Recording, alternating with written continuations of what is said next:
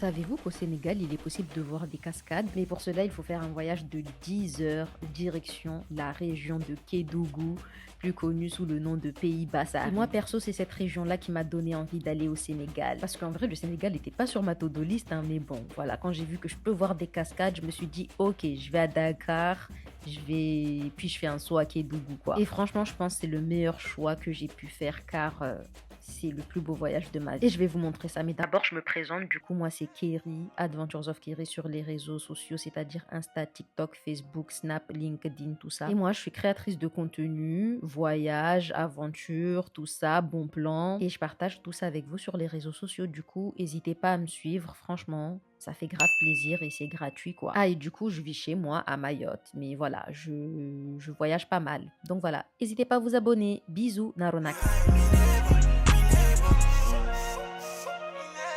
Bonjour les gars, c'est seulement maintenant, à la veille de mon départ à Kédougou, que je pense à faire une vidéo en horizontale pour vous raconter, ben voilà, pour vous dire déjà, vous faire un room tour. Pas ouf le room tour, très rapide. Voilà, c'est un petit ghetto ici, logement de dernière minute. Attendez, je regarde si les volets sont... Ouais, ça va. Ouais, du coup... Voilà, j'ai chopé à la dernière minute parce que mon vrai logement m'a fait faux plan. Donc voilà, mais j'ai pas eu le temps en fait. Je vous jure, mais filmer YouTube, filmer Insta 360, vider l'Insta 360, c'est trop énergivore. Donc souvent j'oublie de filmer en horizontal et puis ça fait des crampes au bras quoi. Donc voilà. Donc là, ça fait 3 jours que je suis au Sénégal. Non, 2 jours, ouais. Et ça s'est bien passé comme vous pouvez le voir sur les images et tout. Et là, demain, c'est le grand départ pour Kédougou. C'est vraiment la raison qui m'a ramené au Sénégal. Donc, stay connected.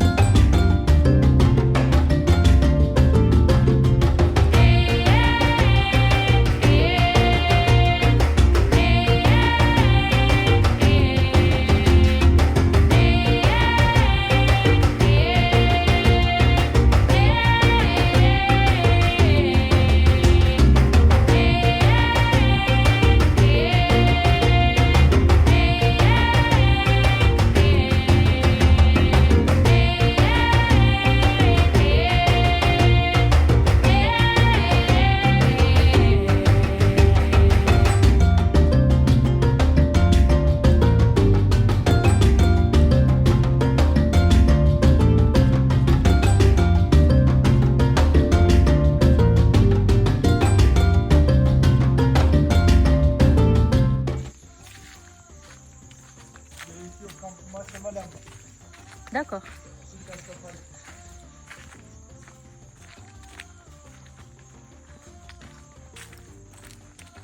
Ah, il y a un lac? Ah, c'est le fleuve.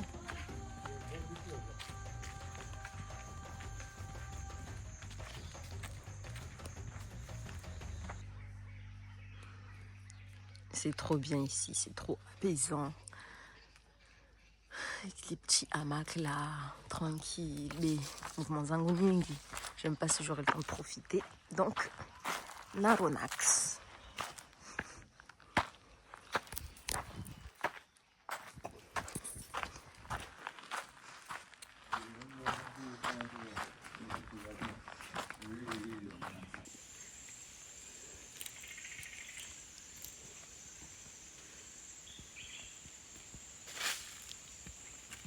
Bon, je vous fais un room tour, ça sera très rapide. Hein. Voilà, c'est très sommaire, hein, mais on n'est pas venu ici pour... voilà.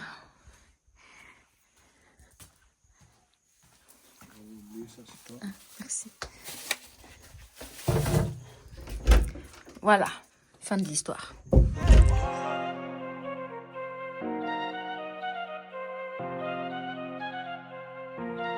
Et on commence la chasse aux cascades avec Ingili. Après un bon petit déj, on a quitté le camp chez madame à 8h, ouais, 8h ou 8h30. Et on part à 1 heure de route d'ici. Et sur notre chemin, des petites cases en paille, telles Kirikou et tout. Franchement, c'est vraiment magnifique. Par contre, le soleil, il met beaucoup de temps à se lever, c'est-à-dire à arriver au ciel. Il met beaucoup de temps et pendant ce temps-là, ça te brûle les yeux en fait. Donc, j'ai beaucoup galéré à filmer, mais bon, voilà. Qu'est-ce que je ne ferai pas pour vous? Bref, une fois arrivé, on est arrivé dans un village. On s'est garé là, tranquille, et puis on est parti. Et c'est parti pour 1h30 de marche dans une chaleur que beaucoup de Mahorais n'auraient pas supporté. Mais bon, moi, pour les paysages, je suis prête à tout. Mais perso, le moment le plus fun que j'ai kiffé de la rando, c'est ce passage sur cette... comment on dit ça déjà? Un pont en liane? Un pont suspendu, en tout cas vraiment de fortune. Hein. Le chauffeur, lui, il a préféré passer à gué, mais moi, j'aime trop les petits trucs comme ça, là, risqué, c'est mon délire. Donc voilà, une fois passé là, ben, on a continué et voilà, on a marché, puis on est arrivé. Mais de loin déjà, j'étais déçue par le débit d'eau en fait, extrêmement bas, de loin. Hein. Et puis quand on arrive devant, on se rend compte que si le débit était plus élevé que ça, en fait, on n'aurait pas accès au bassin. Bon, je me suis pas baignée, hein. L'eau était vraiment froide. Hein. Mais bon, au moins on a accès au bassin, tu peux te poser, tu vois. Alors que si c'est en période de grosse pluie, je pense même que l'accès est très difficile, voire risqué. Bienvenue à la cascade d'Ingli, l'une des plus belles de la région apparemment, et elle est située à la frontière.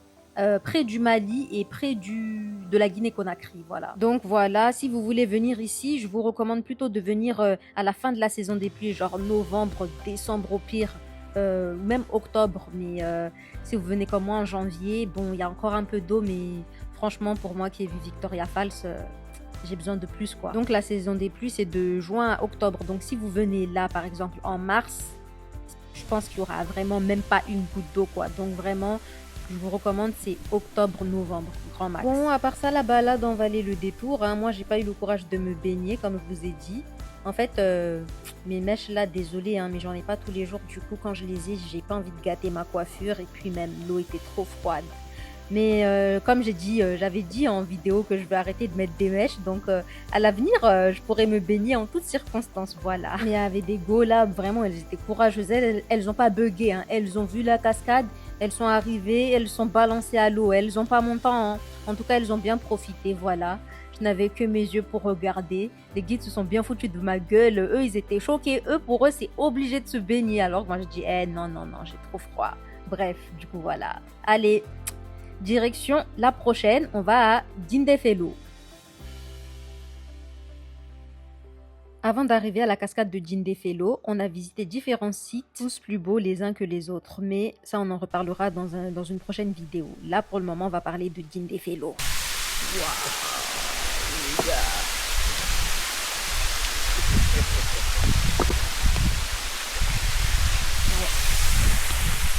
Dindéfelo veut dire le village au pied de la montagne. Et c'est littéralement le cas. D'une hauteur de 120 mètres, elle fait la fierté du Sénégal et c'est d'ailleurs la plus haute chute d'eau du pays. C'est un lieu chargé d'histoire et de légendes dans lequel on a eu la chance de déjeuner. Mais hélas, j'ai pas pu me baigner encore une fois à cause de la froideur, vous savez déjà. Je suis grave frileuse, faut que j'arrête ça. Mais le pire, c'est que l'eau apparemment, elle a des vertus thérapeutiques. Il est recommandé de se baigner dans cette eau. Bref, la chute est incroyable, l'eau est limpide. C'est que du bonheur. Franchement, je vous recommande le lieu. Bon, après, j'ai pas trop de rush en horizontal parce que ma batterie commençait à flancher. Mais voilà, vous avez compris. Et on ne peut pas parler de la cascade de Dindéfelo sans parler de ses habitants au village juste à côté. C'est vraiment juste incroyable. Et là, j'ai survolé parce que je vais parler dans une autre vidéo très spécifique de Dindéfelo et d'autres endroits. En fait, je fais côté cascade et côté terre. Bon, la cascade, c'est dans les terres, mais bon, j'ai préféré diviser ainsi pour que ce soit pas trop long. Bref, et on va finir par les cascades de Kunsi et Malinda avec un supplément sur une croisière sur le fleuve Gambie. Allez, bisous, Naronax. Contrairement aux deux premières cascades, pour Kunsi et Malinda, je suis obligée d'englober la journée parce que c'était une journée mémorable. Déjà, on a circulé en moto, cheveux au vent s'il vous plaît. Pour une fois que j'ai des cheveux, j'ai pu vraiment apprécier le vent dans mes cheveux, la terre rouge de Kédougou, tu vois. Bref, c'était vraiment trop bien. C'était un peu secoustique et long, mais ça va. Nous sommes très bien arrivés sur place à Kunsi. Donc voilà, ici on est à Kunsi. Très beau village. Le les enfants. Ambiance bon enfant ici. C'est super beau. Voilà, on va faire une randonnée. Et j'ai eu l'honneur d'aller voir la cascade de Kounsi avec le chef du village qui portait mon sac. Vous voyez la galanterie, je vous dis c'est au Sénégal. Quand je vous dis vous vous énervez, c'est la vérité. Bref, c'était une très courte balade. Bizarrement, je me rends compte que j'ai pas beaucoup de rush, mais bon, il y a certainement une raison. Mais bref, les chutes étaient incroyables. J'ose même pas imaginer quand le débit il est fort. Waouh, waouh, waouh, j'étais éberluée les gars.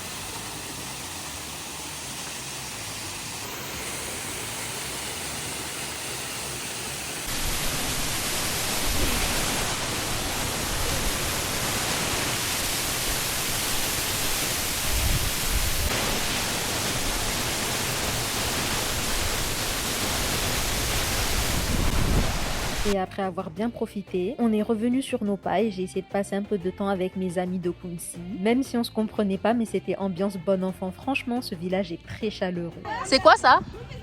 Les bambous, Ah, et vous faites quoi avec? les crintins. Ah, C'est des crintins. d'accord.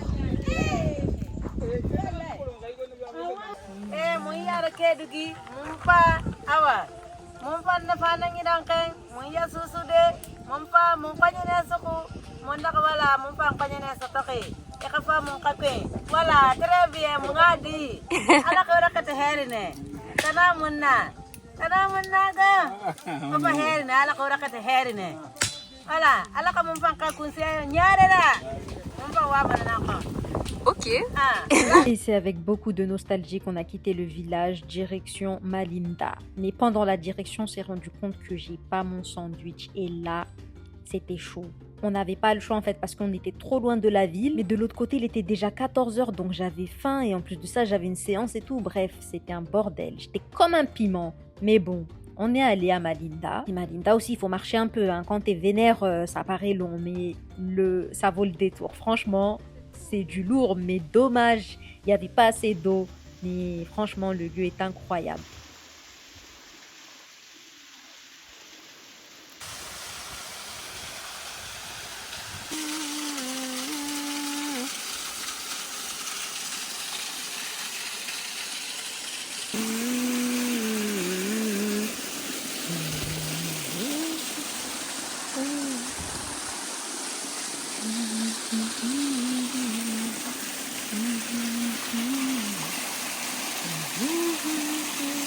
Pas assez d'eau, mais c'est très joli. Waouh.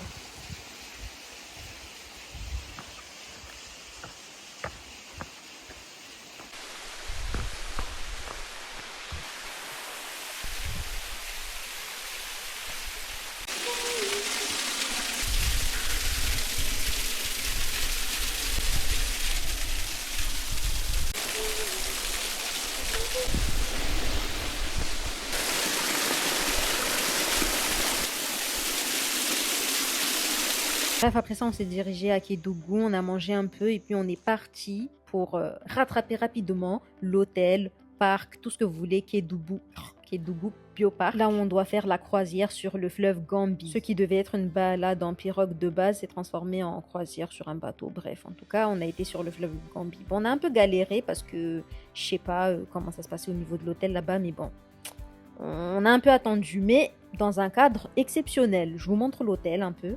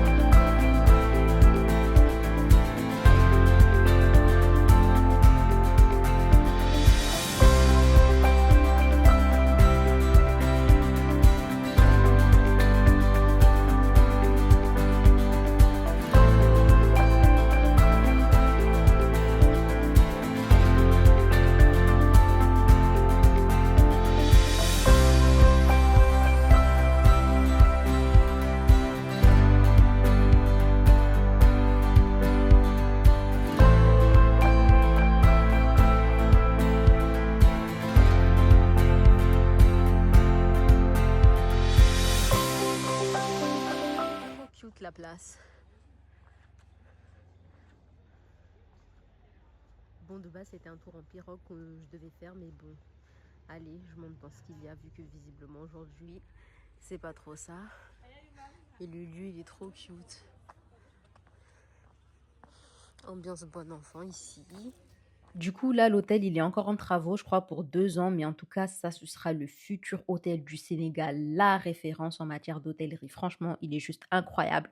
Faut que je revienne avec ma sœur et ma mère. Bref, ensuite, on s'en est allé sur le fleuve Gambie pour la croisière. Donc voilà, c'était vraiment so beautiful, comme vous pouvez le voir au fil de l'eau et tout. Franchement, sunset sur nous, c'était vraiment magique. Surtout quand on sait la longueur de ce fleuve. Parce que si vous ne le savez pas, c'est un fleuve qui fait 1150 km et il traverse la Guinée, le Sénégal et la Gambie. J'aime trop ces types de fleuves qui s'étendent sur un pays où il y a 2 rives, la rive gambienne, la rive sénégalaise. Ils trouvent sa source en Guinée. Ah, j'aime trop ça. Franchement, j'ai trop kiffé cette aventure, les gars. Branchez-vous Afrique, je vous dis. Mais bon, toute bonne chose a une fin, donc il est temps pour nous de s'en aller. Fin de journée, et même fin de séjour à Kédougou parce que je pars demain, donc voilà. Joli sunset sur les maisons de Kirikou, une dernière fois. Puis j'arrive à mon hôtel, je pars vite fait faire une séance de sport. Et puis le soir, on est sorti avec Alpha pour aller manger. Mon ami, il va me manquer. Et voilà, c'est ainsi que s'est achevée cette journée. Mais Kédougou, ce n'était pas que ça.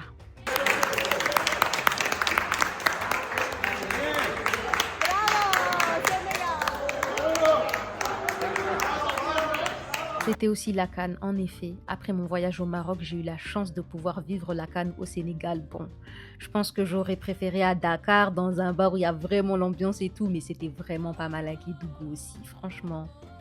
C'était que des bonnes vibes en fait. Et ces rencontres avec les habitants, franchement, c'était incroyable. J'avais l'impression d'être chez moi, j'étais tellement bien, j'étais à ma place, je me sentais trop bien. Bref, j'oublierai jamais ce voyage. Ça m'a marqué. Et là, j'ai même pas vu encore les danses folkloriques et tout, hein. Donc voilà. Mais bon, là, c'est la première partie. J'arrive bientôt avec la deuxième partie. Là, ça sera plutôt montagne à proprement parler, quoi. Bref, stay connected. Bisous, Naronax. Et n'oubliez pas de vous abonner, s'il vous plaît, sur tous mes réseaux. Je vous les mets en pièces jointes quelque part. Haya.